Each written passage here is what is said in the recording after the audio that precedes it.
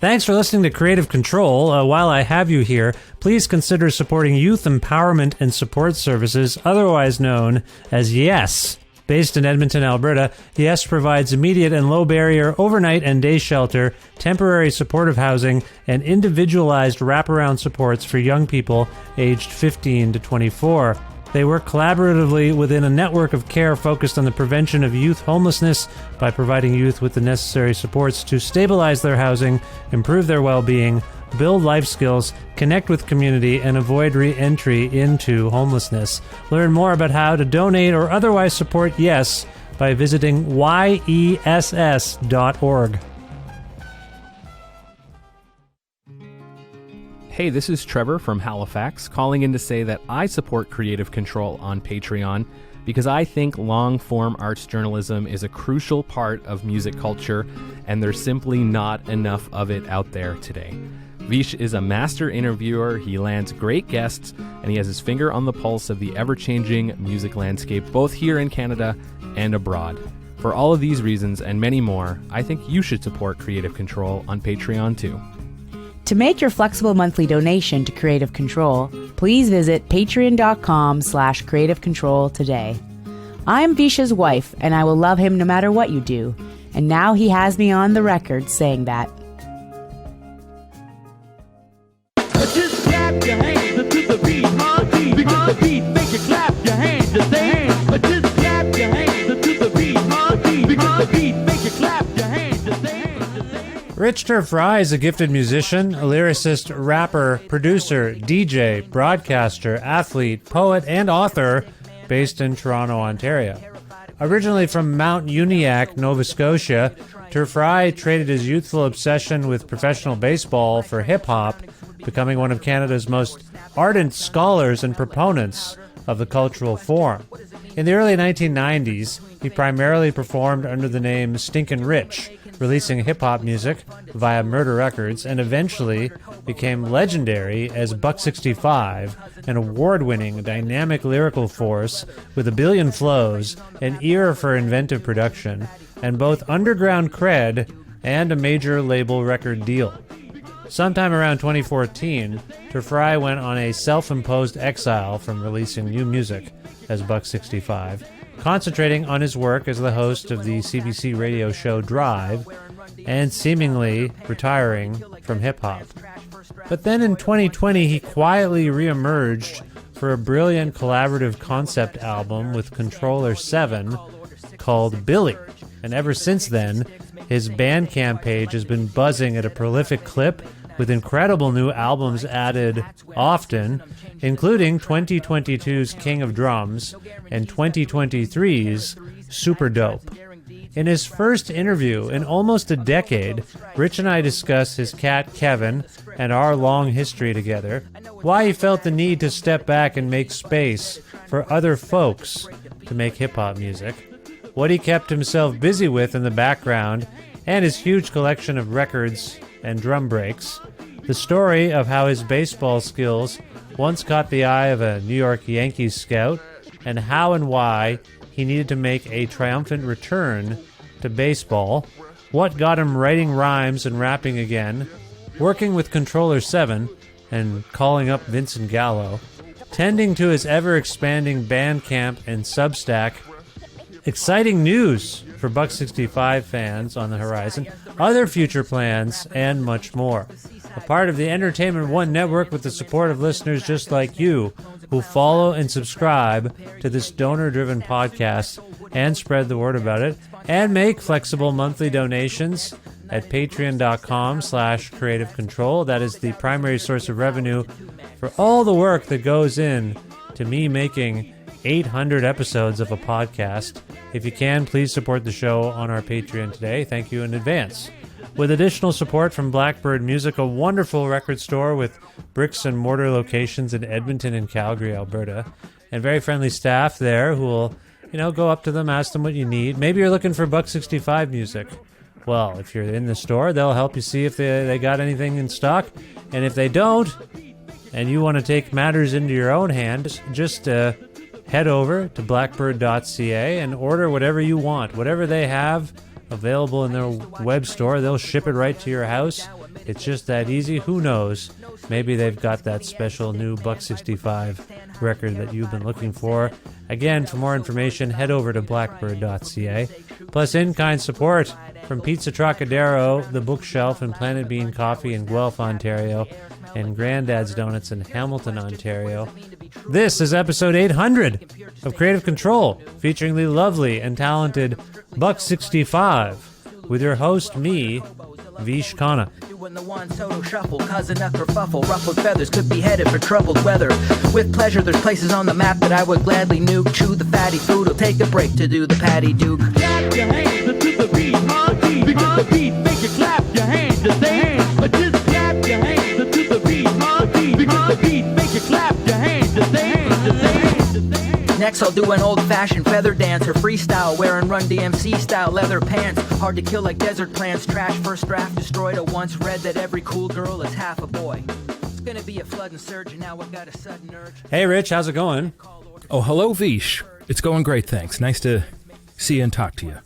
Yeah, you too. It's a real pleasure. First of all, where in the world are you? I'm down in the basement, and I just spent, I don't know, good 15 minutes kind of cleaning up down here because it's where the cat has his litter boxes, plural. And so doesn't always smell the best down here. I had a fan going, then I realized it's a bit loud, so I had to switch that off. But beyond the basement, I can tell you that I am in Toronto. Nice. Yeah. I appreciate that. I am a former cat owner. My beautiful cat, Gary, passed away some time ago in Guelph, where I used to live. And he had a weird distinction. We inherited him from the neighbors. Never used a litter box. Never once. Great. He went outside somewhere. I assume he went to the bathroom. I've never knew any evidence of it. Huh. You just said, my cat... Yeah. And then you said litter boxes. Is that right? Did I catch that correctly? Yeah, because he has some peculiarities when it comes to bathroom habits as well. And so I've had to create as much area and options for him as possible, and sometimes it feels like these two aren't enough. But so, Wow. it's an everyday, it's a daily operation, as the great guru once said. Right, exactly. Now, wait a minute. This is an indoor cat, too, I'm guessing. This is an indoor that cat, right? has zero interest in going outdoors. I can leave the doors wide open and he won't go anywhere near. And he's getting old. And so I don't know if it's his aim or what, but he's not always successful in recent times in, putting his deposit into the box. I'm sorry. I won't I'm sorry elaborate, but it's a whole thing. I appreciate that. Just so we commemorate your cat properly, what is the cat's name? His name is Kevin. And Kevin? he's like 14 or 15 years old now, so he's getting up there. Kevin. Interesting. That's an interesting name. Is there an origin story for the name? Not so much. I think my ex-wife thought it was funny. So okay. Well, I think people giving... this is very odd to me on two fronts. I don't normally go in on people's animal names. And I feel like the last time I did this was with the King Ad Rock, Adam Horovitz from Beastie Boys. Uh-huh. And he told me his dog was barking there. And then I posted the episode, and a friend of mine from New Jersey sent me a clip that I'd never seen before of Adam collaborating with Champagne Jerry. Do you know Champagne Jerry? not right off the top. Got a song called Kevin. Oh, yeah. Huh. I'm calling. I think Yo Kev. I think it's called Yo Kev actually. Oh, yeah, okay. And the chorus is, I don't care what your real name is. I'm calling you Kevin.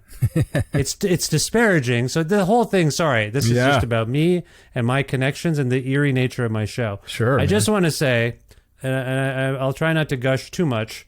It's an honor to have you on this show. Thank you so much for making time for me. I really mean that. Vish, you and I go way back. That's true. So it's good to see you again and to talk to you. I miss the days when we used to just kind of run into each other with a little more frequency, kind of in a place of work or on the street.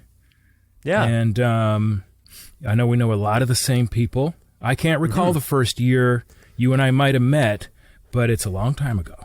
Yeah, I have this is not going to occur to you probably at all, but I was a teenage person seeing shows, and certainly in the mid '90s, Sloan would come to town, and then they would say, "We work with all these other people. We have a record label called Murder Records," and then as a devout follower, I'd go see all the label mates. Yeah. And you were playing a show in Kitchener, Ontario with Hip Club Groove and Len. That's way back. Yeah. Yeah, it's like 94, 5, something like that. Something like that. Yeah, and I saw you there and we met briefly. I'm just telling you, this is not consequential. It was like, hi, fan. And you were like, hey, how's it going? And then you split, and I bought whatever you had there. I still have it downstairs, the Game Tight tape, and I got the 7-inch. I got all the stuff, right? So I collected stuff. So yeah, for me, this is a long time going. And then we started to chat when I got into journalism. Yeah. In the 2000s, and I remember I made you a videotape because you were really heavily into Tom Waits and Bob Dylan, and I feel like I dubbed you a tape of all my their appearances on late night and stuff like that. Did I do that? Does that ring a bell? A VHS tape? I think so. And over yonder, down here in the basement, there's a big old what do you call it? Rubbermaid bin filled with all the old tapes. I started to go through them recently, and I thought, I do not have the strength. Someday I'm going to hire somebody to do this, but I'll bet you anything that tape's still in that bin over there. You were very grateful. I don't know if I gave it to you when you were playing a show in Guelph or a Hillside Festival or something like that. I know from my own experience when you're traveling and people on tour and people say, hey, take this thing. You're like, thank you, but where am I going to put this fucking... Anyway. I took all that stuff and I never threw anything out. Which that's lovely. I'm dealing with that now.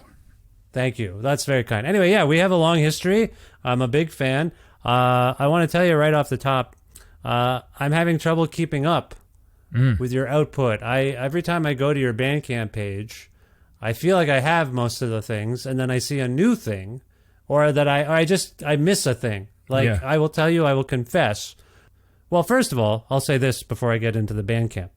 Super Dope is the album of the year at my house. Hands down. Hey. Yeah.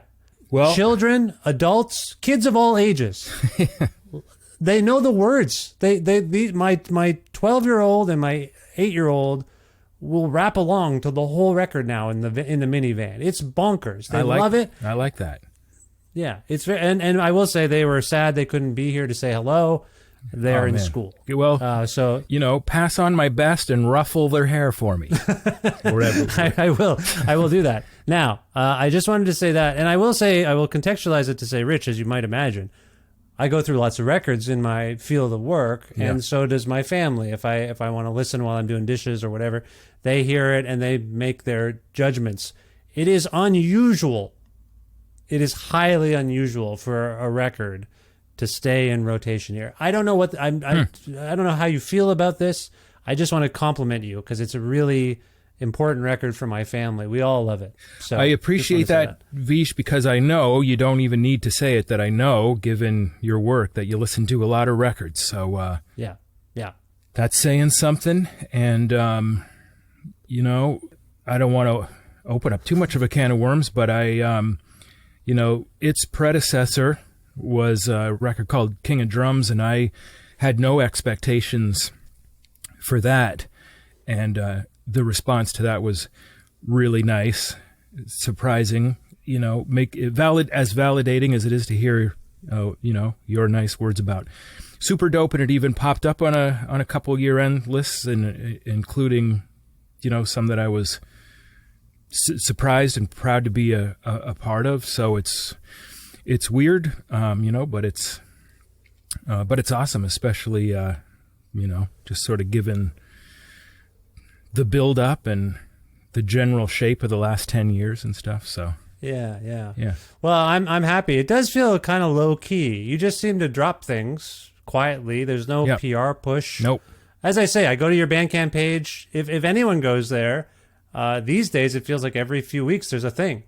And I just downloaded or bought rather downloaded Yeah. all the 3 drum study records. And Right. they're fantastic. So Yeah. I just want to get to that. I want to point this out to people. They should go to the Bandcamp page, which I've linked to in the show notes.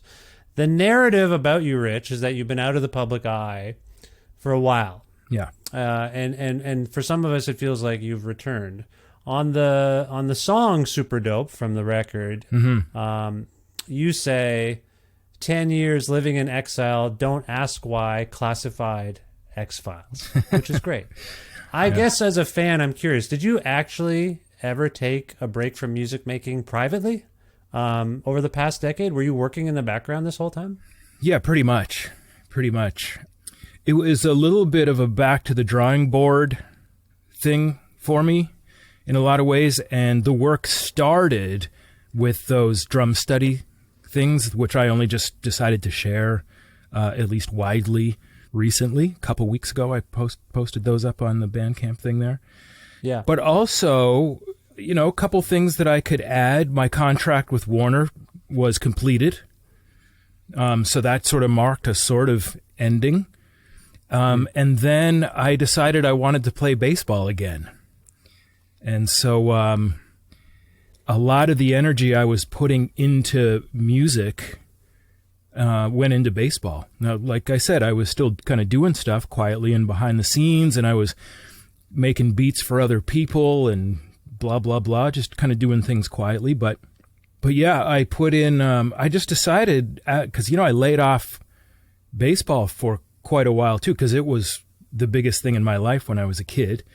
And I got this idea in my head that I wanted to feel the feeling of winning a championship one more time. And I knew it was going to take a lot of work and effort if that was going to happen. And I was going to have to find a path to do it. Kevin's here, by the way. He's just rolling in, which is probably bad news. Oh, yo, Kev. He's How you down doing? there. He's probably looking to, pinch a loaf. Or something. I hope this is the first time anyone has taken a poop during my show, my interview. Right. I can only hope. Yeah. Somewhat recently, Keith Morris of Off took a pee Is that so? during. Yeah, he said, just so you know, I have to take a pee. And I said, Keith, just to clarify, this wasn't meant to be a live stream. Anyway, sorry. Hi, Kevin. Nice to see. Not so nice to see you if you're pooping, but Yeah. anyway, sorry about that, Rich. I didn't No, mean to- it's all right. So he'll be all right. And then, as far as, kind of when I started again, making music that I wanted to share and put my name on, I felt like I had to really think long and hard about the right way to do that, because times have changed. And in particular, things really started to change right around the same time that I was touring for the last album I did for Warner. And I also needed to take some time to wrap my head around, the changes that were happening in the music world, music business to a degree, but also in the culture. And so long story short, it just has felt to me that the best and perhaps most respectful way for me to, share music is basically just to not shove it down anyone's throat. And just let it exist. And if people come to it, fine. If they don't, fine. And maybe that sounds like I'm being a little bit vague, but basically what it's about is that I think, occupying space generally kind of in culture these days is something that I think ought to require a little more sort of careful consideration on behalf of basically any participant, and maybe in particular if you're a white dude. And so I've come to recognize that space is extremely valuable. So I have to be very, very careful about occupying any of that space. And by and large, I have become, kind of uncomfortable doing so, because I often find myself asking, if it wasn't me, who would be in this space? Who should be in this space? Right. And I find it hard to justify that it should be me, if you follow what I'm saying. I do follow what you're saying, and I appreciate that sentiment. I will also say that hearing you on your recent records, going in, just unbelievable wordplay, unbelievable rapping. The beats are fantastic. Obviously speak to my aesthetic. I'm an older person. Right. I totally appreciate your sensitivity to your sense of place and taking up space, but I will tell you, representing some of your fans, that hearing your new music is so inspiring and fills me with both excitement, but also like, where has he been? Right. Like this is a talent that has disappeared, like a major, significant, legendary talent that has been quiet. Where did he go?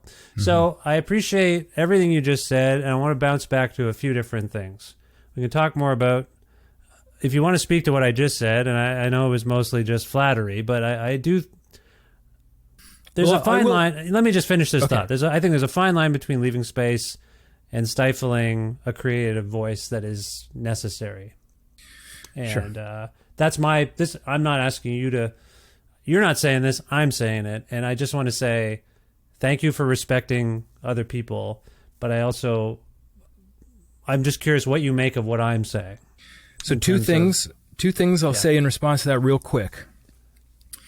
Before I made this decision, I consulted some of my peers, and I wanted to hear what they had to say on it. And I won't name names, but some said, yeah, step back. Yeah. The other thing, I stopped and thought, okay, if a white boy is going to do anything and make a contribution to this right now, what is that going to be?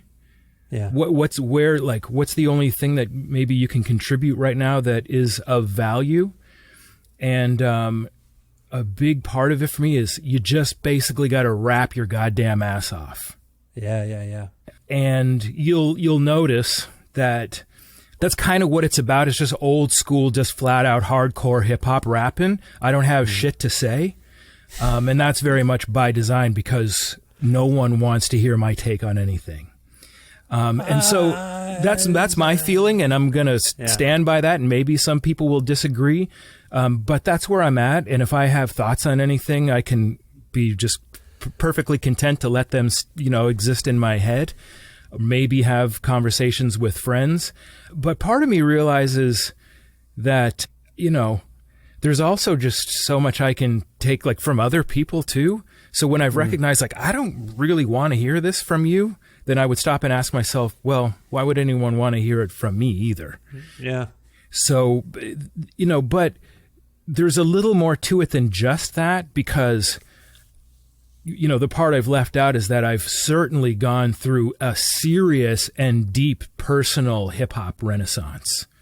Yeah. And I've gotten hardcore, back in touch with my original roots, and have fallen in love all over again with the music that I originally fell in love with. And I'm all here for just paying tribute to it.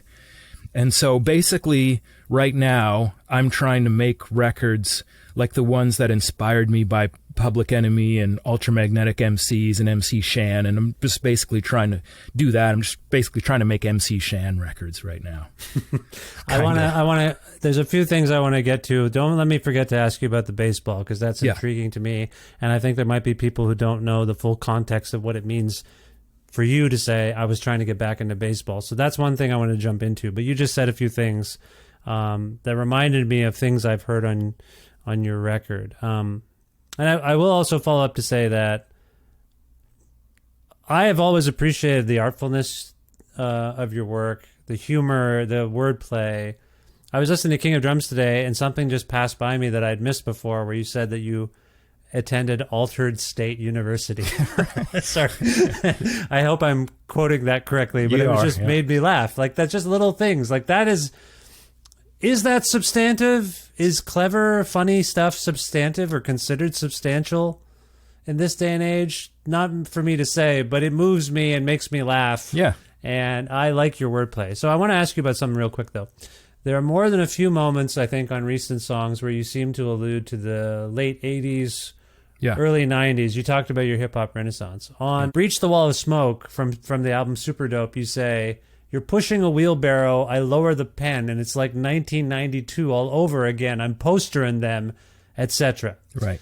So that kind of shit is really funny to me, Rich. Yeah. I'll tell you that right now. But I'm just curious about this reflective mode you're in, this renaissance you're experiencing, because to me, it doesn't seem nostalgic necessarily, and it seems more about like reasserting yourself. Yeah. Getting in touch with the power source that first fueled you to become a hip-hop pioneer. I guess how would you characterize, in your own words, I know I've asked a leading question, but how would you characterize in your own words the way you're kind of looking back on this culture and your role in contributing to it? Can you speak to that? Yeah, now, the answer to that could get a little long, and I hate when I get long-winded, so I'm going to try to be somewhat concise with this, but it all kind of started years ago when I moved house. And when I move, it's a big, difficult job, in particular because of the record collection. And so I love it and hate it at the same time, because physically the labor involved in moving my record collection it's painful. But I also love it because it puts me back in touch with my record collection in an intimate way, because ultimately I have to reshelve them one record at a time. And when I did that the last time, which was, I don't know, I want to say, let's say 2015, 2016, something like that, I've lost track. Something just really sparked in my brain. And it sent me down the path that ultimately resulted in the drum study thing that you mentioned that I have up on my Bandcamp. A big chunk of my record collection, and this is going to sound completely esoteric to a lot of people, especially anyone that's not a super deep hip hop head, but it's drum breaks. As a hip hop beat maker, the foundation of my work has always, even through the weird major label years, was always drum breaks sampled off old records, because for as long as I've been doing this, I recognize that as almost a sacred thing. That was kind of how hip hop started. And so to me, it felt almost borderline sacrilegious to not have that as the foundation of your music. So I've always had this large collection of drum breaks that I've built up over many, many years. But I essentially decided, as I was going through my record collection, that I should start a mission to basically acquire every drum break ever recorded. And I went really deep, and this took years of research, but I went super deep to first just try to find, identify every one. Now, that's probably not possible, probably never get complete knowledge of that, but that's the quest, and I think of it as a noble quest. Just try. Yeah. And what I've concluded to this point, after now essentially, 3.5 decades of work into this, is that when I put all the knowledge together that I have and the people that I look up to, who I work with on this and who help me and stuff, is that really there's probably, I know of about 6,000, somewhere maybe between 6,000 and 7,000. And when you think of a record collection of 6,000 records, it's not that many. That's pretty big. But I know guys with 25,000 records in their record collection. Yeah. So I thought it's not completely unreasonable to think that you could just build that as your record collection. I could still fit that many records in my living room and have it to try to be as almost a complete collection of them as possible. Mm-hmm. And so the next sort of logical thing for me was to really get into and participate in the community, because there is sort of a community for this thing. Yeah. And it has gathered in different places over the years, but in most recent years, it's on Instagram. So I just started following all the other quote-unquote beat diggers, like crate digger guys. And I was learning stuff from them, and I was getting inspired by watching what they were doing and what they were sharing, and then ultimately decided that I wanted to participate and contribute to the community, to give back to it a little bit. And so I don't remember what year this started, but I started posting videos years ago. Every week, it would be a 1-minute mix that would usually include 7 records. And it would be 7 drum breaks, and I would compose them. I would make a little composition, 7 minutes long.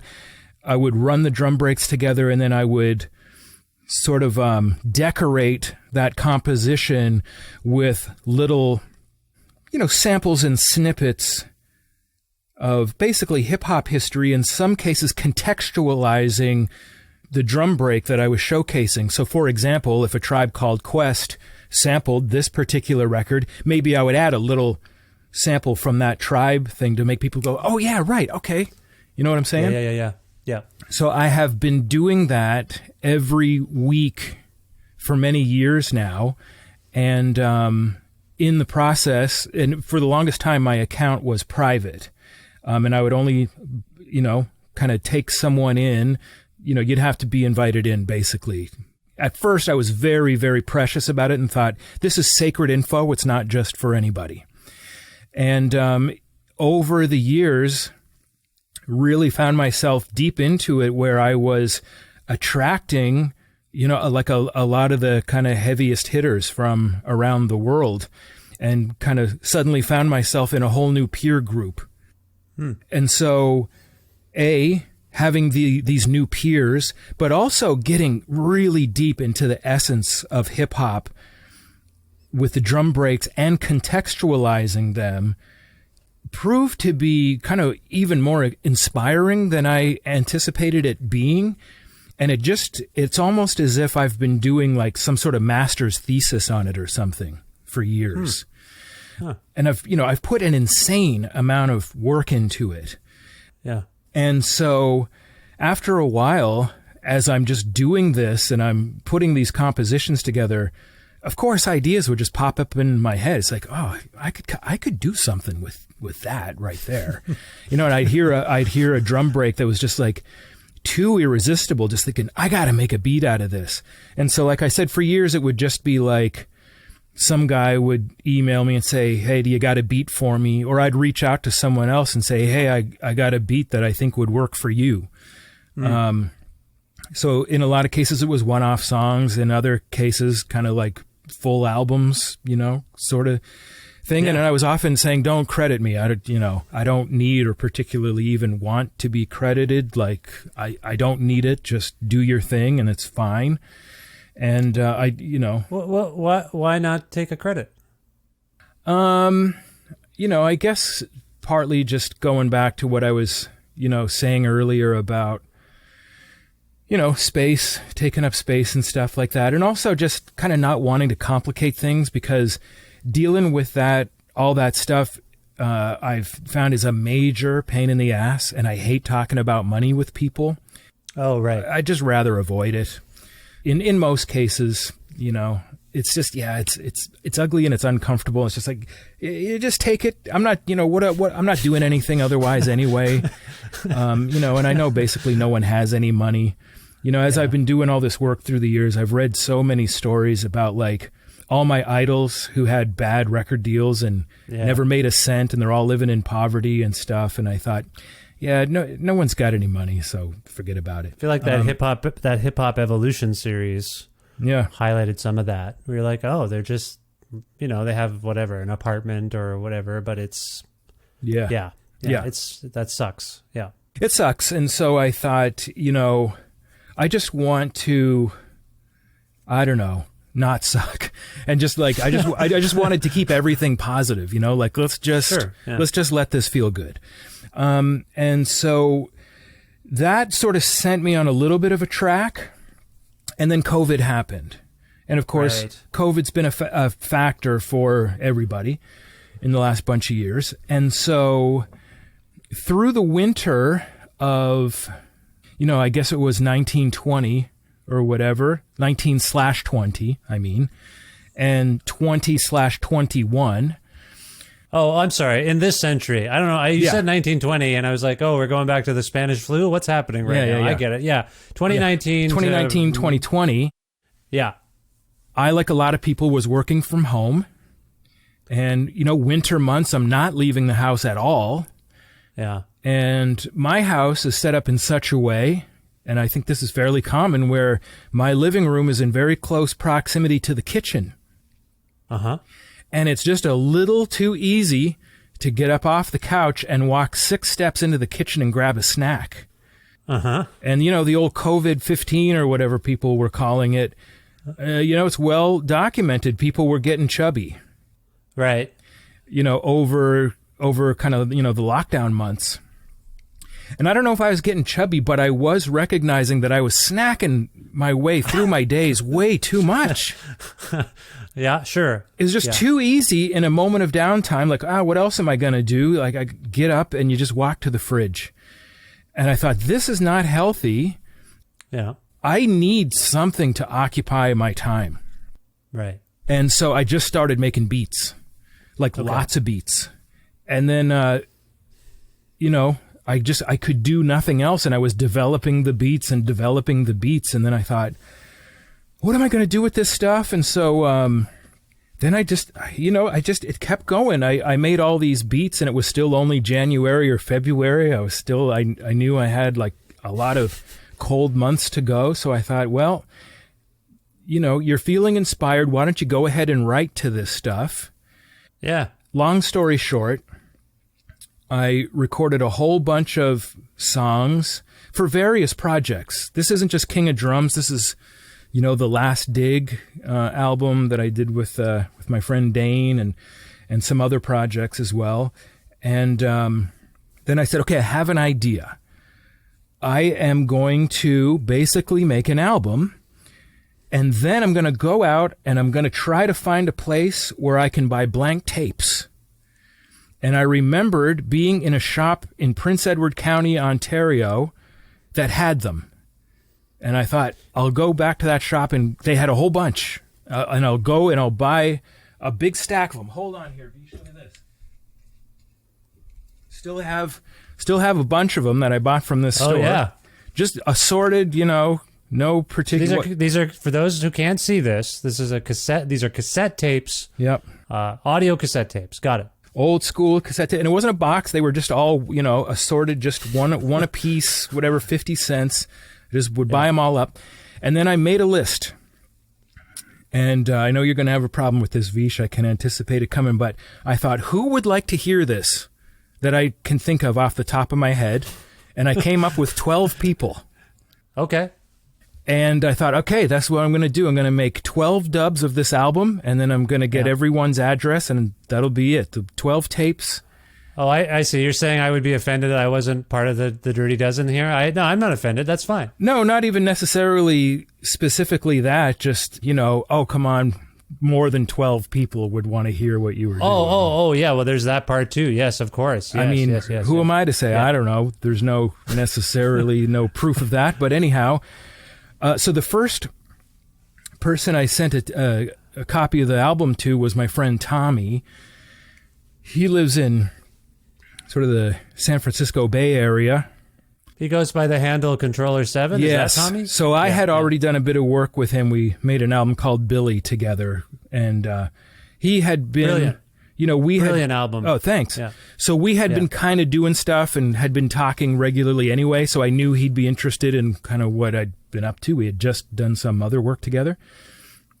I sent him the album, and I can remember the night clearly when he texted me.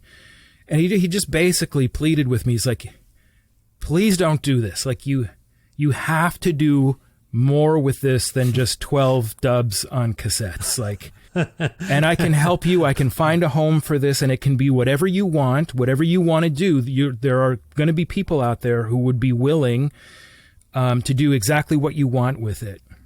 Yeah. And I didn't say, oh, okay, I said, no. And he kept saying, yes. And eventually, he wore me down, and we found a home for the record. And I basically had to say to this guy, I said, look, I'm going to be the worst guy on your label because I'm not doing anything. I'm not going to do anything. I'm not going on social media to tell people that this exists. I'm not touring. Not going to play any shows. I'm not going to do any press. I'm not doing anything. So if you're happy to just put it out, and I might add, we have to limit this to like 200 copies, because on top of everything else that I could say about it, my worst nightmare would be for you to have hundreds of unsold copies of it grow in mildew in your basement. Sure. So let's just keep it a real small run. For those who really want it, it'll be there, and then that's kind of it. And I'll admit, my weird collector fetish guy kind of entered into that too. I have records in my collection where only 200 ever existed, and those are real prizes of my collection. I like those kind of records. I've got those too. Absolutely. Yeah. So there was a serious nerd aspect to this whole quest as well. Anyway, like I said, I didn't want that to be long-winded, and it was. But that's the path. It just kind of started with getting reacquainted with my record collection, wanting to expand on it, and then going deep, and it brought me here.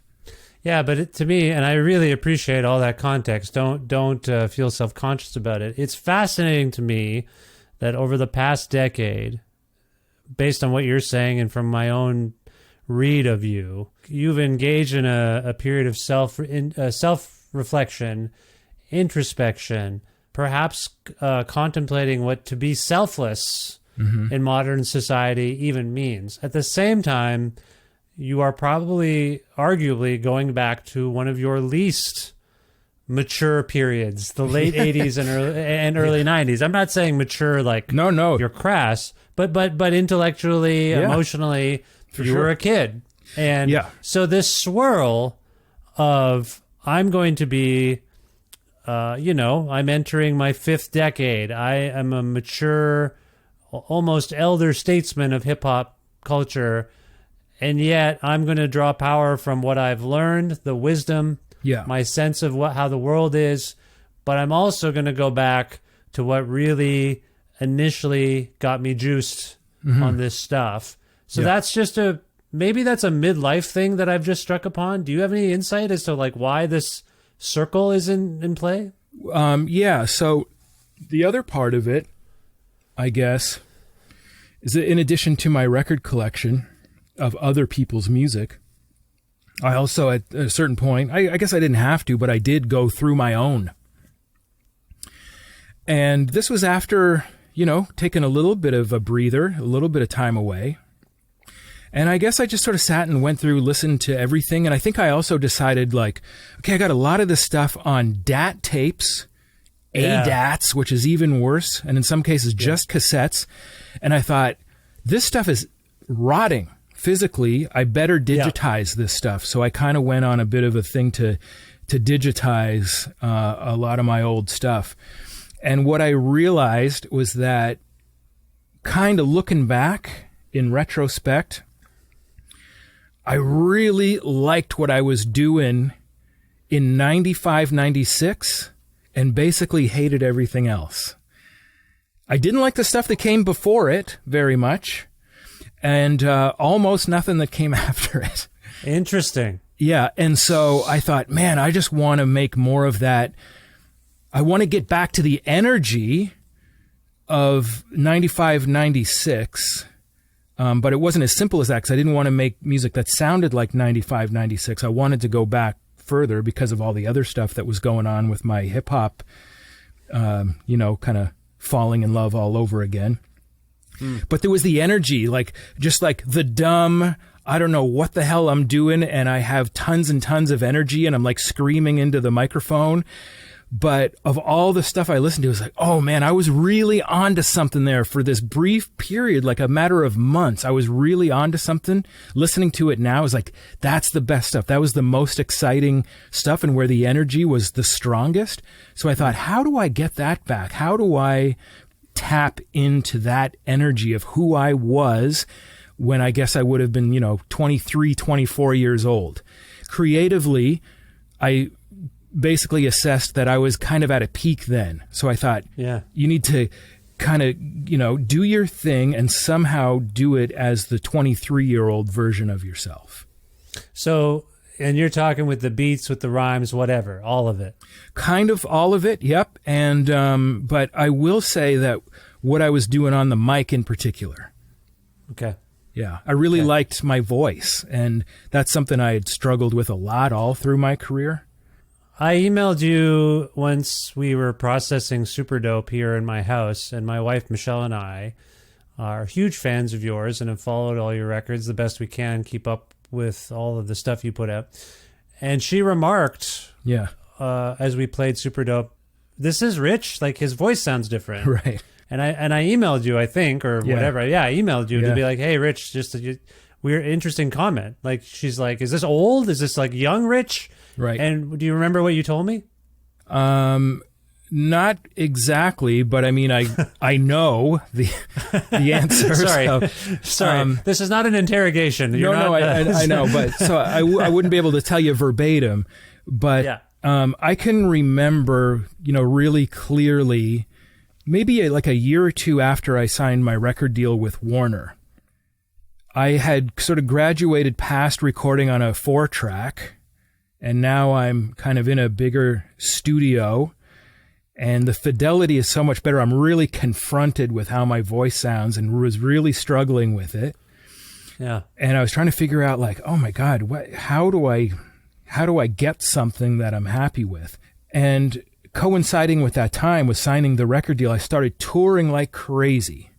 And in the first few years of my deal, I was full on like Willie Nelson level, like 300 shows a year, super hardcore, like not off the road. You know what I mean? Like literally, I think there were 2 years where I didn't even have a place to live. I just stayed on the road. Yeah. And in that time shredded my voice because, and there's so much I could say about this, but live, you tend to push it a little harder anyway, but then you're dealing with like bad sound checks and bad monitors and everything else, and you end up even pushing it harder. And, my throat just couldn't take it very well. And so this kind of scratchiness, gruffness started to come out. And so I can remember going into the studio with, my guys in Halifax, Charles and my guys there. And I had, this rough voice from being on the road. I'm like, oh, this I like because I guess it sounded less like me. And the less it sounded like me, the more happy I was with it at that time. Yeah. And so then I just made it a point. It's like, oh, I'm only going to record now when my voice is shredded. And the more shredded it was, the more I liked it at the time. Now I'm looking back, it's like, what the hell were you thinking? It sounds terrible. It doesn't sound terrible. It gave it a bit of grit. And I will say, I have a fond memory of reading about the Neil Young album, Silver and Gold, where his voice, he did the same thing. He's not gruff, but it's weathered. He came off the road and then made like a solo, more or less a solo acoustic record, or a quieter record, I should say. Mm-hmm. And his voice clearly is different, like the timbre and all that stuff. So I think your mentality, if you were trying to make rougher sounding music, that would have made sense on some level. But maybe you're saying, why was I trying to make music that sounded particularly rough? I mean, it just sort of went to that, mostly that struggle that I think a lot of people have of having a hard time hearing their voice on tape and just, because there's that like weird thing, right? That there's something in the acoustics of the skull, or I don't know what it is, but you're used to hearing your voice inside your own head. And then when you hear it outside, it's like, whoa, is that what I sound like? And you kind of can't help but hate it because you're used to something else. I don't know what the science is behind that, but there's something psychological going on there. And it was a real struggle for me. And so when I had the benefit of hindsight to go back over the decades and listen to all my work, and I suppose in the process, evaluate what my voice sounded like at various stages along the way, I realized that when I was young, before I did any damage to my voice, and I was, in a weird way, allowing myself to be kind of more natural than I had ever let myself be before, and then also just kind of yelling a little bit. But the truth is, Vish, like, my voice, I catch myself sometimes just like in the house, like, talking with my partner or whatever. It can get, kind of high and Yeah. Whatever. A lot of people would probably say annoying sounding. Well, I can relate to that, having a Muppet voice myself. Sometimes I also, like you, are working in broadcasting, and I have to edit myself a couple times a week sometimes, and I'm like, fuck. Oh yeah. But you get. I have found I got over it. Well, that's my voice. I got to go with that. I can't be someone else. So, no, I appreciate all that, and I want to take us back a moment, if that's okay. Were you finished your thoughts there, though? I didn't mean to interrupt you. Yeah. No, that's it. I want to try to see if I can make a weird connection between you feeling pudgy or chubby and your renewed interest in baseball. Right. I don't know if there's a connection there. I don't know what it means for a guy in his mid to late 40s to decide he wants to get back into baseball. So I need a couple of things from you here, Rich, for those who don't know. What is your actual relationship with the sport of baseball? And the levels to which you rose in terms of maybe actually going for it, because I know a little bit about that story. Right. And then, after sort of leaving it behind for some years, what does it mean for someone to say, I want to get back into it? What level are you entering to play baseball in these years of your life? Can you do a bit of baseball explanation for us here? So I'll kind of start in the middle there and then go back just to cover everything that you just said there. But it is true that when I started playing again, what year would that have been? I want to say somewhere between 2013 and 2015. And I was really training hard, like all through the winter, like every day, working really hard. I did get into really good shape.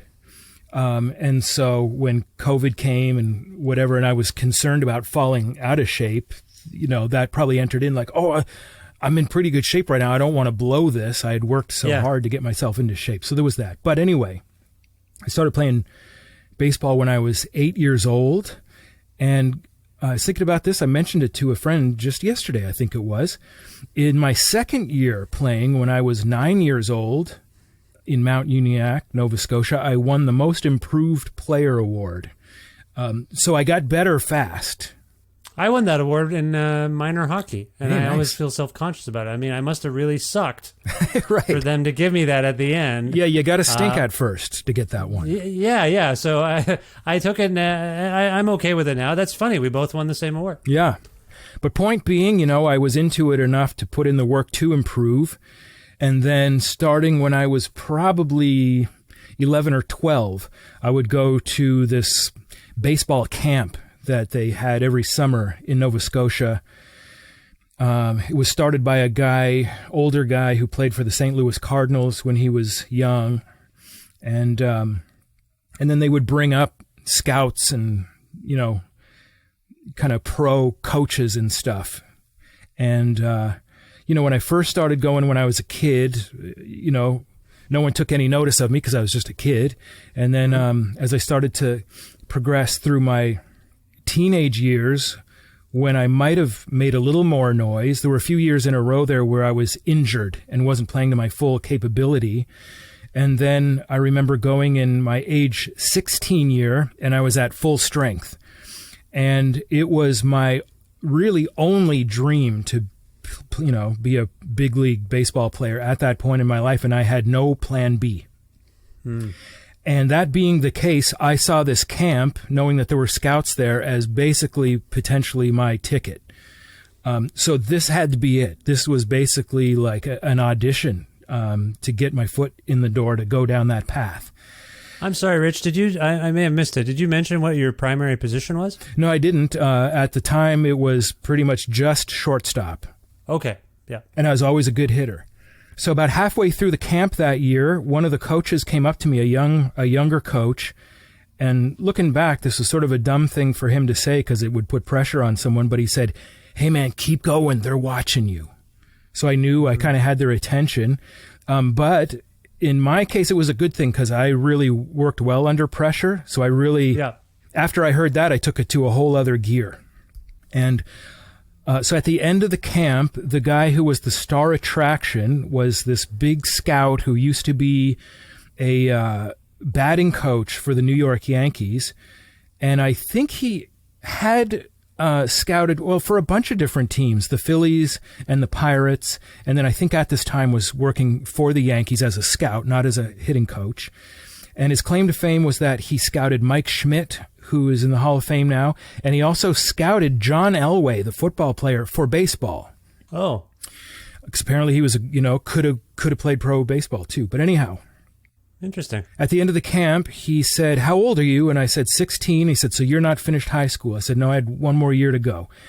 And he said, "You finish high school, come back to this camp next year, and then you're coming with me to Ohio." He was the manager of the University of Toledo baseball team while working for the Yankees. And he said, "We'll start working together and I'll send you on your way," sort of thing. Long story short, I went back the next year. He wasn't there. He had taken a heart attack, and I was never 100% clear on if he died or not, but I never saw him again. Oh, no, I'm sorry to hear that. I mean, I'm sorry for you and for him. That's horrible. Horrible. And so for a few years, I kept playing, and in my days playing, I had won, championships a couple times, maybe a provincial championship, maybe just a league championship. But that moment when you win and the last out is recorded, I think maybe it's a thing that only exists in sports. I don't know, but there is a feeling, let's just call it an elation or something, that I've never felt replicated anywhere else in life. And it's a truly great, thrilling feeling. And so fast forward to more recent times, I don't want to be saying anything out of turn. This is probably okay to say. But my neighbor was Joe Pernice of the Pernice Brothers. Oh, I love Joe. Joe's Wonderful the best. fella. Yeah. And Joe has a kid who plays ball. Oh, nice. And so going back to when the kid was, small, us being neighbors, we played together, the three of us often, every day. And Nice. And the kids, started to get good. And so eventually I was brought on to be a coach on his team when I think he was 8. Oh, cool. Nice. And when he moved up a level, I didn't move up the level with him. I kept coaching that same team. So I was just coaching kids for years. And that's how I kind of started to get back into it. And meanwhile, on our own time, I was still working with Joe's kid and getting together with Joe on an almost daily basis. And sometimes it would mean, I can go into the cage and I'll hit a bucket of balls and stuff like that. And I started to kind of ramp things up myself beyond, working with the 8-year-olds kind of thing. Right. And then one fateful day when I was coaching, one of the kids' games, this was at Christie Pitts in Toronto. And if you can recall, Vish, there are 3 baseball diamonds there. Yep. And so my guys were playing on one of the smaller diamonds.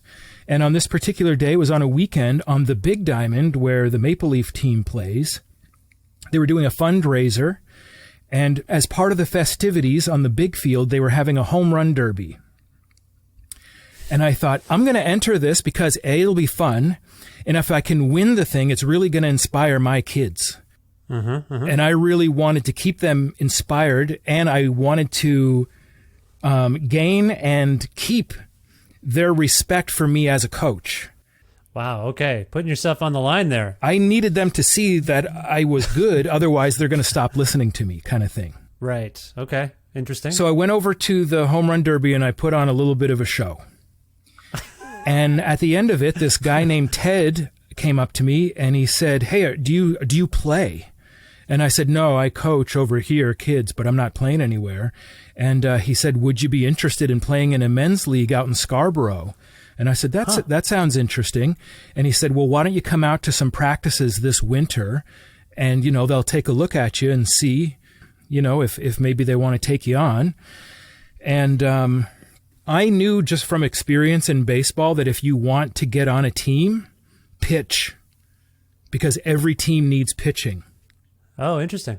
That's the key. If you pitch, you're in. And so Okay. I said, all right, well, if I'm going to if I really want to play for this team, and I decided that I did, I better pitch, and I better hit. And so I showed up at this first kind of tryout thing. I went into the cage, and I'm smacking the ball. And then I went into one of the tunnels just to pitch, and I pitched well. I've always been able to throw hard and stuff. And long story short, okay, you're in. Now, just to backtrack for a second, you mentioned you were a shortstop when you were a kid. Yeah. Did you pitch back then? A little, but not much. Okay, so you weren't a pitcher naturally. Okay, got it. Not naturally, but the one thing I knew I had in my favor is that I've always been able to throw very accurately. So I basically felt like, hey, I can do that. No problem. I can pitch. As an infielder, you need that too. You kind of need a strong arm, and you need to be able to throw accurately. So I thought I can throw strikes at the very least. Right. So I did my thing, and they said, you're in. We'd love to have you on the team. And so this was in a men's wooden bat league in Scarborough. It was like guys, I think 28 years old plus. Okay. You could have two younger guys on your team. We're using wooden bats. It's all kind of just old school baseball. And in this particular league, it was like really, for a guy my age, it was basically the best competition I could find. You would have a couple guys that played pro when they were younger, a bunch of guys that played college baseball, kind of, and not everyone had that level of experience, but there was a lot of good ball players. Nice. And so I thought, okay, I'm all in on this. I'm back, like baseball mode. Let's go. And I really worked my tail off for years. And like I said, the thing I had in the back of my head is I just want to win one more time. And so just to put a bow on this whole thing, and not to sound like I'm tooting my own horn or anything like that, but last year, kind of last spring, I was contacted by this guy who wanted to invite me on a team that was going to represent Ontario at the Senior Men's Nationals for 2022. And as it turned out, they were being held in Nova Scotia, in Halifax. And I thought, you know what? I will accept that invitation because that's going to be a great excuse to go home and see my family and stuff. Right. And so I went out, I played in the tournament. The field we ended up playing on was just like a couple of miles from the house where I grew up. So all my old friends and family and cousins, and nephews, and nieces were there holding up signs and stuff. And my team won, and I was named MVP. Oh, my God. Congratulations. That's amazing. Thanks, Vish. I couldn't be more proud. Like, one of the most kick-ass things of my whole life. And I said, I did it. And then I walked away. I'm done. That's all I wanted to do. You're not playing now. I'm not playing this year. And I probably won't be playing next year or, ever again. I'm old now. But I did it. I did what I wanted to do. I got myself back into shape where I was basically kind of playing at my peak. In fact, I was probably playing better than I was when I was scouted. Well, that's remarkable. And one of the reasons I asked about that pitching question, Rich, is on your cassette that came out in 1994, Game Tight. Yeah. One of the choruses on one of the songs, actually a few of the songs, you talk about pitching. Struck out the side, 3 up and 3 down. I always thought you were a pitcher in my head, and I thought I'd heard some narrative about that Yankees scout seeking you out as a pitcher. So I appreciate, we've had a long run, you and I. Yeah. And stories kind of change in my brain as I get older. So forgive me for assuming that, but do you understand what I'm saying? But you were kind of playing a character on that tape. Sure, yeah. And I always pitched a little bit, but I was always primarily a shortstop. And with this team that I was playing on out in Scarborough, I played shortstop. And, I'll still play a little softball and still play in shortstop. So it's just like, it's always been my, position. But I will say, despite it all, that, I won the MVP at Nationals last year, basically 100% on the strength of my pitching. Well, good for you. I ended up pitching in every game, which is bananas because that's a big workload. But in the week that the tournament took, I gave up 1 hit.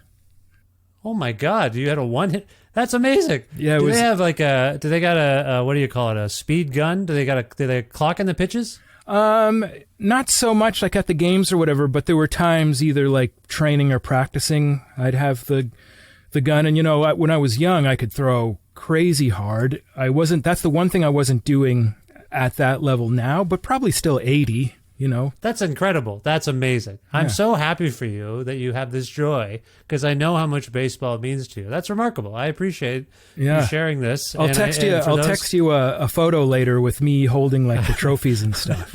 I'd love to see that. Yeah.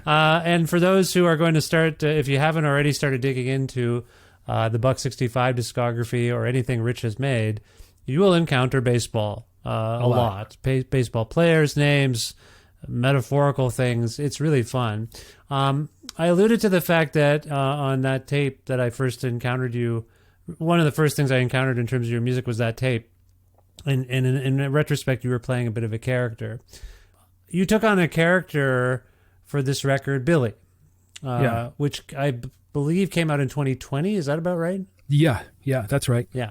Yeah. So, and I know I was asking you kind of where you were and what you were doing. You mentioned the Drum Study records, which are interesting to me because having dug into Super Dope in particular, and King of Drums, the Drum Study records, the three of them, now that they're out, I realize they're the roadmap. Right. To the way you shaped certainly Super Dope. Yeah. And so that's fascinating in itself, and I think we've covered it. But where I was coming from is that Billy, this record you made with Tommy, Controller 7, that to me was the first time in recent years where I'm like, oh shit, Rich is back. Right. Is that where you felt you kind of were like, hey, quietly everyone, I'm back. Is that the one? Yeah, because the sort of, for lack of a better term, drum work that I was doing, that was, like I said, mostly centered on Instagram. I had this private account under a different name.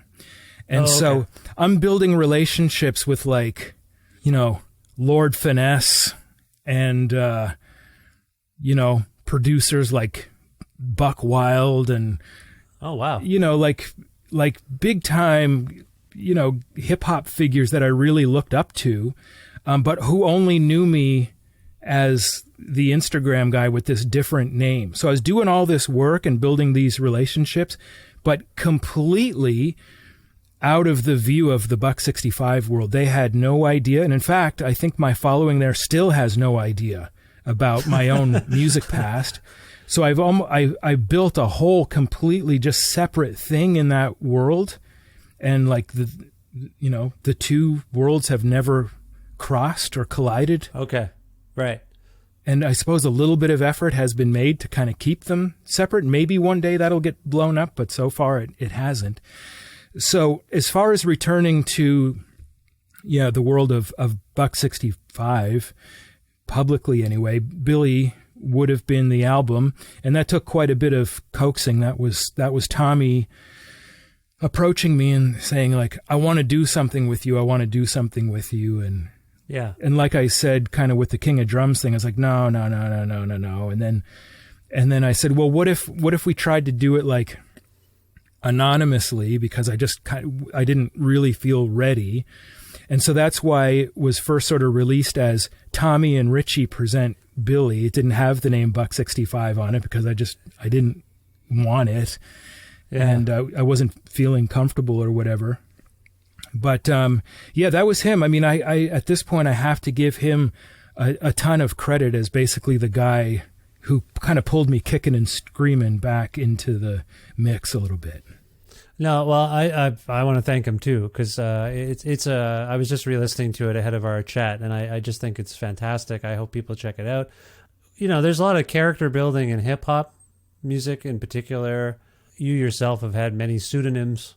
Mm-hmm. Lots of MCs give themselves kind of fun and colorful names.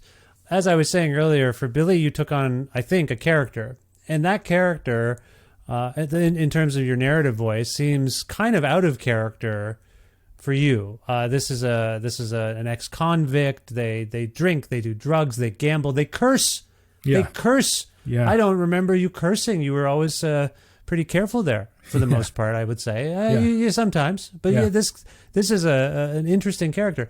What was it like for you to write, like, you're back, so to speak, as Buck 65, but you're writing for a voice, I think, that's other than the voice we have known as Buck 65. Is that a clear enough question? Am I on the right track? Yeah, totally. So Tommy, who is great, he's one of my favorite musicians of all time. He's one of the few people who I can say, for my personal tastes, does not have a single dud in his catalog.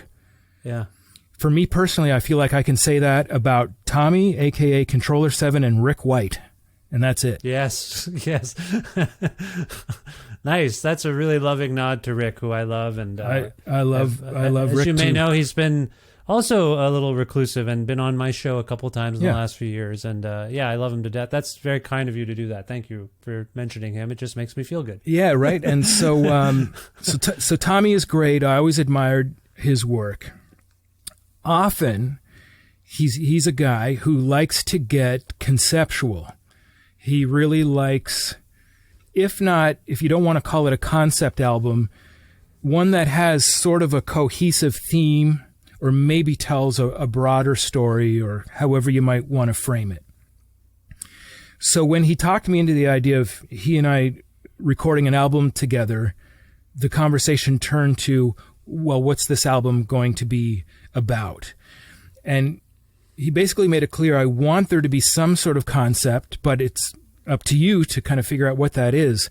And I just wasn't in the creative, brain space to come up with anything. But the one thing that did occur to me, and I think I mentioned this to him, is that I was always fascinated by that idea of Dark Side of the Moon syncing up with Alice in Wonderland, or Wizard of Oz, rather. Wizard of Oz, yeah. And so I said to Tommy, what if we actually do that? It won't be like a conspiracy theory. It'll be real. Let's pick a movie and actually have our record sync up with it. And he's like, okay, that's an interesting idea. But then ultimately it evolved into a slightly different idea, where it was basically like, how sometimes if a movie is a big hit, there'll be a novelization of it where, like, instead of the movie being based on a book, they'll write the book. They'll turn the movie into a book. I was just in Cambridge to visit my parents, Cambridge, Ontario, and I have all these silly Spaceballs, the book. Yeah. Adventures in Babysitting, the book. Like I just ordered from the school book order. I forget what it was called, Scholastic, whatever. Yeah. And I don't know why. I have all these movie books that, you're right, they're just capitalizing on the movie and they novelize it. Yeah, I totally know what you mean. So the idea evolved into, let's basically do that, but instead of the novelization of it, it'll be the albumization of a movie. Okay. And then Tommy reminded me that when he and I first met many years ago, one of the first conversations we had was about the movie Buffalo 66, which we both really loved. And so he said, oh, how about that? Why don't we just make an album that is the retelling of the story of Buffalo 66? Right. And I said, okay, let's do that. So that's what we did. And then when it was finished, I thought, I wonder if this is okay. And I've been friends with Vincent Gallo for a long time. So, have you? So I contacted him and I said, Vincent, I did this weird thing. Is this okay with you? I wouldn't want it to make you, uncomfortable or anything else. And he said, yeah, man, awesome, do it. And so we released it. And so that's Billy. So I'm playing the character of Billy Brown, played by Vincent in the movie. And so it's just basically as faithfully as I can, just retelling those stories. So it's not me at all. It has nothing to do with me. It's just that character he wrote. It's so strange to hear that explanation, only because earlier we were talking about how your past and your present has led you to be this sort of new version of yourself. Yeah. And your first real entry point into presenting Buck 65 was you pretending to be someone totally different. Yeah. So there's some weird stuff going on with you, and it's interesting. I don't think it's weird. That's the wrong term. I just think I can appreciate what you're saying, though. I think you're really thinking about your identity. You talk about the space you're taking and where you fit in, and being a white guy in this culture, and a culture full of, to paraphrase one of your songs, maybe too many whack people. Right. It's a weird time, and I think you're I just appreciate that in your work, you're just trying to, I don't know if it's find your voice, but reestablish it and figure out where it's going. Maybe. Is that a way of putting it? Yeah. And then basically on top of that, but it's part of it, letting people, meet me where I am. So I find this place, and then I don't raise a flag or anything saying, hey, I'm over here. It's just like if you kind of stumble across me, this is where you'll find me kind of thing. But, that's been an important part of it, kind of like we talked about at the start of our conversation. But yeah. Like at the, you're aware, or you put these things out, and I'm sure you're seeing whatever, like Bandcamp statistics, but I will tell you, regardless of how that is going for you, and I don't mean to be crass Right. or whatever, but I know on social media I can see like people tweeting about how great it is to have you back, and how a fellow I follow who there's a fellow on Twitter goes by the name, he's a cartoonist who goes by the name of Pixelated Boat. Oh yeah. He's so excited to have you back, and oh really is telling everyone about your renaissance. Oh, he that's tweets cool. about you, and every time I've tweeted to say, like, I've been sorry, whatever. I in my modest realm, I say to everyone, go to this, check out Super Dope. It's my whole family loves it. Every couple of months I was doing that, and he was always on it. He was always sharing it. So all this to say, I guess my question is, are you feeling that love as you've reemerged, so to speak? So I will admit that I've mostly kept my head in the sand. Yeah. For a variety of reasons, I guess primarily just because I embarrass so easily. And like even I get embarrassed by like positive things, not just negative things. Sure, of course. Yeah. But some of it you kind of can't help but see. So the one indicator is just the sales. So yeah. I mean, I remember when King of Drums came out day one, I'm like, holy shit, I was not expecting this, like in terms of the Bandcamp sales. Yeah. So that's been a huge, pleasant surprise. That said, generally what I have built up in the last year and a half is still pretty small. So the community that is there and who has discovered the music that I've been making in the last year or so, from what I can see, and I'm not even trying to see it too much, yeah. But from what I can see is fairly small, and I base that on the numbers that I do see on Bandcamp, and then I started up a Substack a while back, so I see how many subscribers I have on Substack. Sure. Yeah. And in a weird way, maybe this is naive or a small way to look at it, but I think I have this idea in my head that my audience now is basically my Substack subscribers, which is 1,000 people. So that's the idea I have in my head, which is compared to where I was 15 years ago or so is a very small fraction. Sure. I suppose that there's probably still some number of people who might be interested in what I'm doing now, but have no clue because it's been kept so quiet. So I suppose it could still grow some. But with this little community now, given the way it was put together, I know it's made up of people who really want to be here. Yeah. And what I feel from those people is really nice. It is really nice. And I feel that I basically have the full support of the people because they want to be here. They haven't been forced to be here. They haven't been advertised to, or no one has attempted to fool them into being here. Yeah, no one's entrapped. They want to be there. They chose to be here. They want to be here. And, they're great. And sometimes, people do reach out to me and people can leave, their comments on the Bandcamp page. And of course I see those and it's all very nice. And so, that's it. And as small as it is, it has been very nice. And by the way, Vish, I don't know if you're noticing, but we've been talking now for an hour, and I'm now starting to feel the rasp come out in my voice.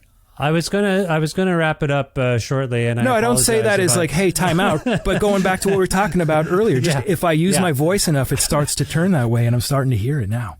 Yeah, I can hear it a bit too, and I do want to let you go. I just wanted to say to follow what you were saying.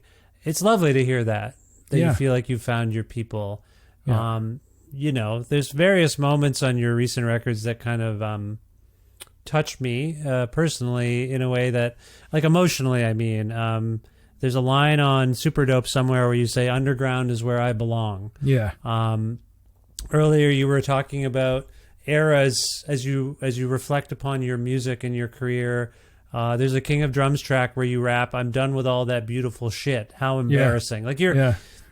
But I'm like, well, I am, and I'm not asking you now because I do want to wrap up. But I'm like, what is he talking about? What if you're going back underground? What are you embarrassed about? Because I love all your work, and you've been acknowledged here in Canada with. I was reading, I forgot about this. Like it was at some point you won Alternative Album of the Year. Yeah. A Juno Award for Alternative Album of the Year in Canada, which seems sort of perfect. Like I don't know how to classify Buck 65, so we're just going to say whatever. We don't even know what this term means. Yeah. Anyway, you've had such a remarkable career. You've changed a lot of people and a lot of things, and I think you're quietly coming back. It was a shrewd move, probably. It speaks to what you're saying about not taking up too much space, not forcing yourself down people's throats right now. Yeah. So I commend you for it. And again, I don't know of an interview you've done in the last little while. Do you know when the last time you did one of these kinds of things? I don't know, 8 years ago, maybe. What a touching... I'm touched. I just want to say thank you so much for making time for me. Only you. Anytime. Seriously, man. I mean, over these last bunch of years, I've said no to hundreds. Yeah. And so, there was a little part of me that was even like, I'm kind of breaking my own rule here, but Vish is the homie. So I guess I'll just sort of also say at the end here that there is that part of me that almost feels like apologetic. I'm taking up a little bit of space right here, right now. And when I was upstairs before I came down here, I had a moment there where I, broke out into the sweats a little bit, like, oh God, first of all, I haven't done this in a long time. And second, like, why am I doing this? And what, but here we are. And it is really good, not only to talk to you, but for the benefit of those listening right now, Vish and I are on Zoom. I'm looking at your face. It's so nice to see you. Seeing your face makes me happy. And just to touch quickly on what you were just saying, reevaluating my catalog a few years ago was a strange and, as we talked about earlier, inspiring, but also a little bit of a painful thing for me. And I like to think that I did everything I ever did through the years with like a lot of care, and I always wanted to make the music I was making good. And I think I benefited very strongly from surrounding myself with some very talented people, Charles Austin in particular, who was my right-hand man through all the Warner years. But I look back, and the way I see it now, with this benefit of hindsight, is that, I don't know, it seems to me that I was a little bit lost for a while and just sort of unsure, like, what am I even supposed to be doing right now? And I think maybe I started out with a plan that either I lost track of or kind of didn't work out at a certain point. And so I was left like, oh shit, well, what do I do now? And so even though I think the quality of the work was always high, and this again is me just trying to give full credit to the extremely talented Charles Austin, but it was always my hands on the wheel. And sometimes I find myself wishing I had made other creative choices, or that I hadn't given up on certain other ones. And to be, I guess, perfectly frank, I regret signing the record deal. I wish I had never done that. I feel like you're talking about, and I don't mean to interrupt you here, I feel like being on a major label, coming from where you come from, and artists like yourself who come from the kind of realm, milieu you come from, you can't help but have an identity crisis when you're on a major label. Who am I? And I will say really quick, I don't know if I don't mean to sound disparaging of you or anyone else. Did you ever feel like you were when you were on that label, Warner Records, you were getting away with something? Did you ever have that little bit of like, yeah, okay, I yeah, if like, you want to work with me, like I make weird music, man. Like, totally. Did you ever? Yeah. I thought, you guys screwed up here. You really made a mistake. You're going to regret this. But, here we go. And on top of that, at the time when I, decided to go for it, this was immediately on the heels of like the Anticon era. Yeah. And so this is coming hot on the heels of basically historically making some of the most challenging hip hop ever. Not just me, but like the guys on that label and being part of this movement that was happening at the end of the 90s. And I believed in it so strongly. And I, felt that it deserved more than it was getting. It deserved to be bigger. It deserved to be heard by more people. The artists in that world, I felt, deserved to be more successful. And so there was a part of me who thought, okay, I'm among, or maybe even the first among my peers to even have the opportunity to be on a major label. Maybe if I do this, it will benefit all my friends, and maybe it'll be the start of something bigger. And I think I went into it. The first record I put out with Warner was Square, which was still a pretty uncompromising hip hop record. And it didn't go that way. No one else got offered major label deals. But for younger people like me, yeah, I will say the Square record and the knowing the Anticon stuff caused people like me to dig into Anticon more. Like, because Sure. we knew you. Like, your network, if you will, at the time, your cachet, the way you spoke about hip hop with love, it did. For what it's worth, maybe I'm one of nobody. Maybe it was just me. right. I'm sure people like me. You did that. That did work. It did work.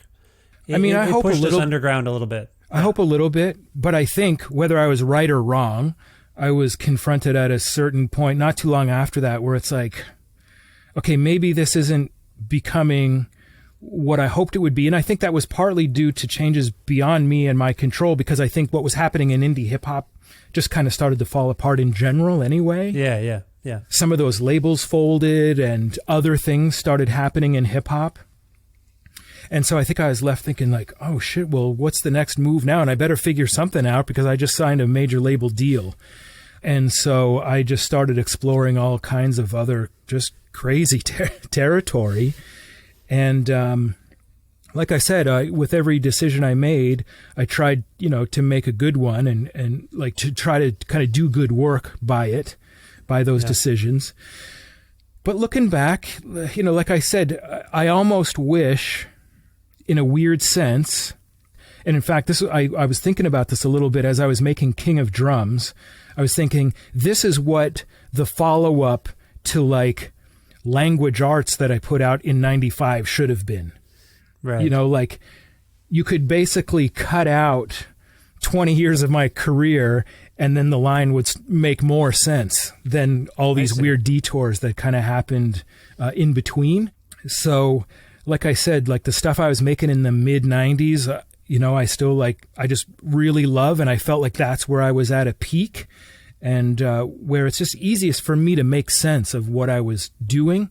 And like I said in that line of that song, this is where it feels like I belong. This is where this is my lane, and so, and I'm happy to be here. And as far as I'm concerned, and I feel very, very confident in this, it's where I'm going to stay for as long as I continue to make music. And, with this, and it's basically a band camp endeavor at this point, but, the plan right now, Vish, is that between now and the spring I'm working my ass off to try to finish 3 albums between now and March. Holy Lord, that's or is amazing. it 4? One's done.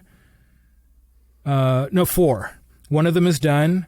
One I'm probably about halfway through, and then when the one I'm working on now is done, 2 more that I'm trying to finish by March, and then there could be I don't know what happens after that. Maybe a break, maybe not. But, the floodgates have opened, there's tons of stuff going on, and it's all like it's coming. There's a lot more coming. This is for like Beats and Rhymes records? Yeah. Like you're gonna. Yeah. That's amazing. That's incredible. Well, I'm very happy for you, and I want you to rest your voice in a moment. But thanks for that little update about the look ahead. You mentioned that this is a Bandcamp endeavor. Are there physical releases? I have Billy. I feel like I ordered King of Drums pressed on vinyl? Yeah. Yeah, then I'm blanking on whether I have it in a pile or if it should be on its way to me. I don't remember, but is there a super dope release? A box of Super Dope showed up at the house just last week. Oh, okay. So you'll have that soon. And if you don't have King of Drums for whatever reason, I'll get one to you because I have a little box right behind me here. Okay, thank you.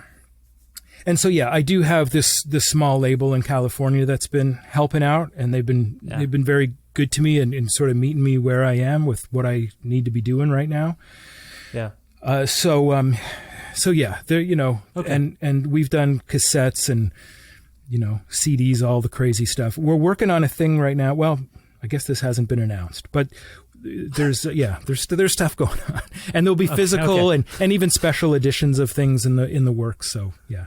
Oh, amazing. Okay, that's great. So you've been a little low-key about your web presence beyond Bandcamp. If people want to learn more about you these days, where would you like to send them? I think probably the best and easiest bit of info would just be to say go to the Bandcamp page, because if there's new music, it'll pop up there. But in my bio on my Bandcamp page, there's a link to my Substack. Okay. And I, at this point, generally update the Substack every 2 weeks.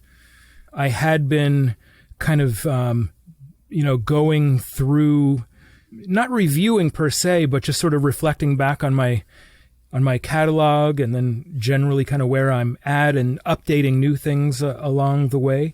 But like I said, there's a link to that on the Bandcamp. So in an effort to not overload anyone with information, I would just say, go to the Bandcamp, and then that'll kind of direct you anywhere else you need to go. Just so you're aware, Rich, I'll link to both those, at least the Bandcamp and the Substack in the show notes. So anyone listening, just click on those things, and please check out, make your life better. Listen to Buck 65. Let me just say that to anyone listening. I'll say that because it means a lot to me and my family, and it's meant a lot to me for a long time. Rich, if we can go out on a recent song of yours from many of the releases we've been talking about, I wonder if you can pick one and tell us why it came to mind.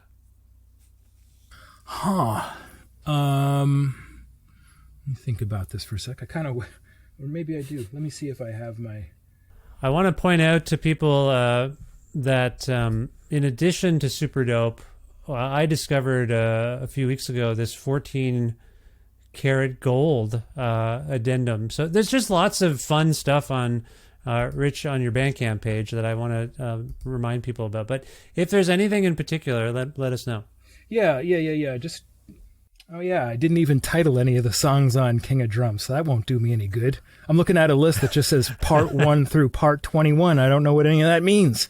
I learned my lesson. I added it to my library, and it says part A, B, C, D, and then it stops at U. Why does King of Drums stop at part U instead of going all the way to the end of the alphabet? Yeah, that's just probably as far as I made it, I guess. But there's no significance. Yeah, no significance. Okay, so let me see here. I'm looking at the track list now for Super Dope. I'm gonna say I'm kind of thinking between two here. I think what I'll say is a song called "A Gift from the Sky" from Super Dope. Because admittedly, and in the context of our conversation, anyone who hasn't heard what I've been up to the last couple of years may get the idea that it sounds quite different from, say my last couple records for Warner.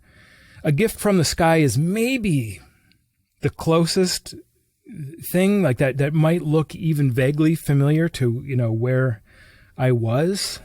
And it's just one I remember when I was making it, thinking like, if I was releasing singles, this would probably be the single for this record. It just sort of kind of has that energy about it, and it's kind of catchy, I suppose, in a way.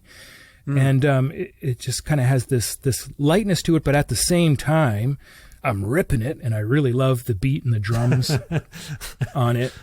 And yeah, it's a song I really like from that album. I was thinking possibly about a song, if I'm remembering correctly, called Endless Counterattack, which I was so proud of when I made it because I really challenged myself to make a song where the time signature keeps changing, which is tricky to do. I've done songs that were not in 4/4, but it was just steady in that time signature for the whole song. This one, it keeps changing, and I wanted to challenge myself to change my flow every time, the time signature changed. And so it was sort of one of the most difficult, kind of technical challenges I had ever given myself. And I was really, really happy with the results. It's like, I did it. And in some cases, I almost felt like I did too good of a job because the flow and the transition between the parts is almost so seamless that I wondered, like, will people even notice that the time signature just changed there? Yeah, yeah. Especially like near the beginning, it goes from 3/4 to 4/4, and when it goes to 4/4, it means like the tempo picks up. But it's like it's so smooth, you hardly know. It is smooth, but it's an erratic yeah experience. I will say that. But that said, it's also perhaps like the least accessible song on the album because it's just a very, very hardcore exercise in like, rapping and stuff. And I remember, this is so weird, but the day I recorded that, I caught a guy taking a whiz on the side of my house. Oh my God. And I was really upset about it. And I came back in right after that and recorded the turntable parts for it. And you can really hear the anger. I really channeled it through the turntable, and I was happy because I was like, "Holy mackerel, that came out really good!" But the aggression is there. I really took it out there. So I was really happy technically with what I pulled off on that song, even though it's just like probably no one's favorite song on the album, only mine. It's just like... Is that the one that ends with the clap your hands, the guy asking the crowd to say ho and all that stuff? Is that song? Or is that the next track? I can't remember. Am I even... I'm foggy. It's the one that starts, it's ridiculous. There's a clip from a movie, and the guy says, "First, I'm going to break your arms, and then I'm going to break your legs." And then it just kind of goes, and then it goes from there. I forget how it ends. Right. It might.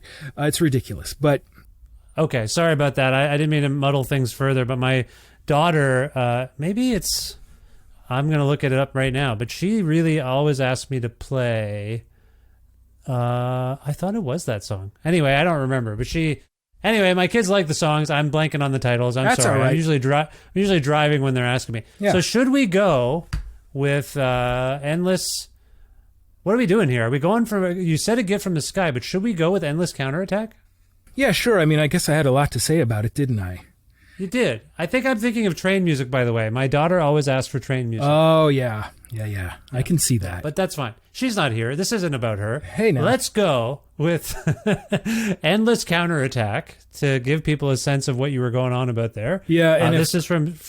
Oh, sorry. Go ahead. I was just going to say, if anyone can follow me there, they can follow me anywhere, because that's a challenge. This is probably me being a terrible self-promoter. Here, check out the most inaccessible song I've ever done. Well, I'll tell you what. At the beginning of this episode, I'll play a little bit of Gift from the Sky. Hey, there we go. And so people get a little flavor of that. That'll rope them in.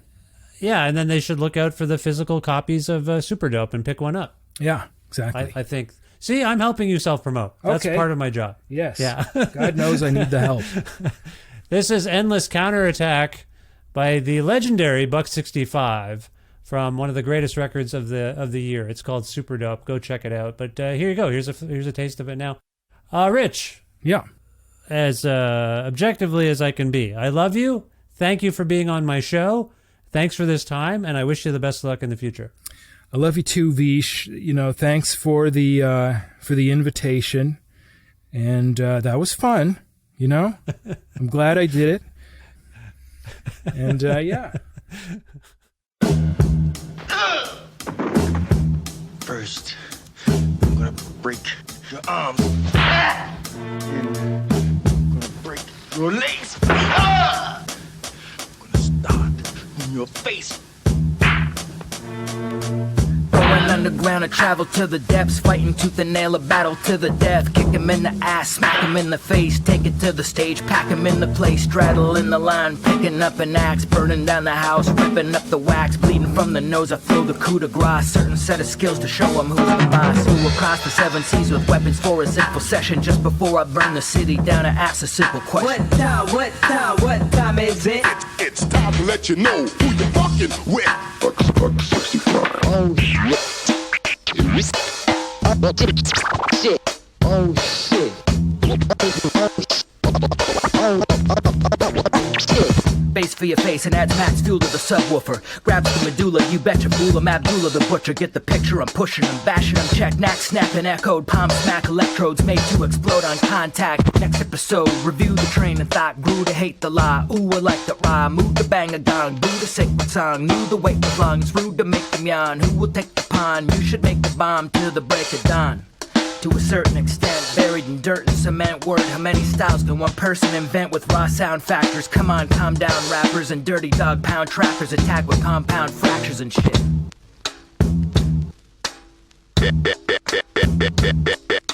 Suckers polishing an old brass knob, bugging out like a stone whack job. Nastier than a gross fast lob. Kitty's gonna say, whoa, black rob. Meditate as the top rotates. Violate, that's not okay. Coming back with a hot showcase. Like the ass rapper's got no bass. Tick tock, I'm on time like a Swiss clock. Tick tick, a bouquet of flowers for Slick Rick. Gentle nudge, I'm judgmental. I embody snobby thoughts. Got this ungodly hobby locked, so you sloppy copies mock. I'm strictly sticking with the old school. Lottie-dottie, talk a block of rock, karate chop. It's the body rock, treacherous. Rap madness incarnate, taking target practice. Break it down, break it down, break it down.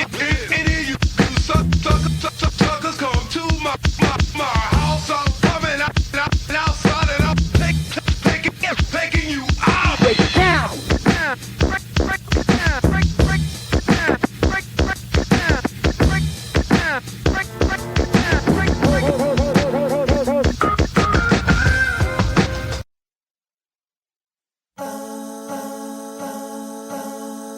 That Richard Fry is a hell of a storyteller. It was such a thrill to have him on the show. Thank you so much, Rich, for coming out of interview retirement, much less musical retirement. It's been such a joy, as you heard me express to him, it's been such a joy for me and my household to dig into new music by Buck 65, and just unbelievable that he made time for me. So thank you, Rich, and thank all of you for listening to this, the 800th episode of Creative Control. 800 episodes. I mean, that's a lot when you think about it. It's all part of the Entertainment One podcast network and is available wherever you get your podcasts.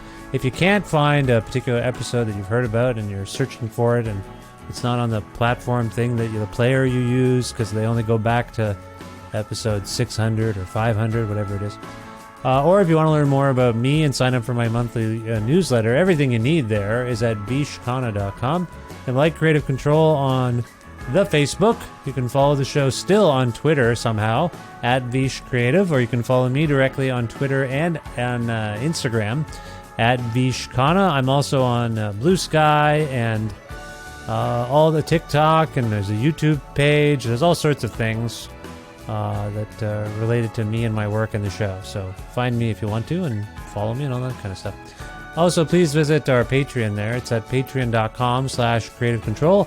That's where you can make a flexible monthly donation to keep this podcast running. It's a very modest Patreon in the grand scheme of things, but it also makes a huge difference, and I feel very much supported by all of you who have the means to support this show financially. $6 American or more a month grants you access to some exclusive content. You get episodes earlier than everybody else, and there's some bonus stuff. And hey, if you're interested in receiving a Creative Control t-shirt, I still have some left. If you want to get one, just message me on Patreon and I'll get you one while supplies last.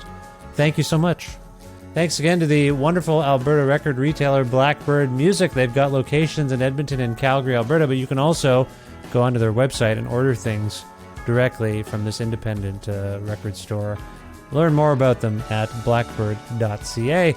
Also want to thank Pizza Trocadero, The Bookshelf, and Planet Bean Coffee in Guelph, and Granddad's Donuts in Hamilton. Wonderful Ontario-based independent businesses, and they offer in-kind support for this show, and they have for a long, long time. So a good chunk of these 800 episodes are supported by neighborhood businesses, and that means a lot to me. So support your neighborhood businesses and support those ones if you can too. Thanks as always to my friend Jim Guthrie for lending me some music for this show. You can learn more about Jim at jimguthrie.org.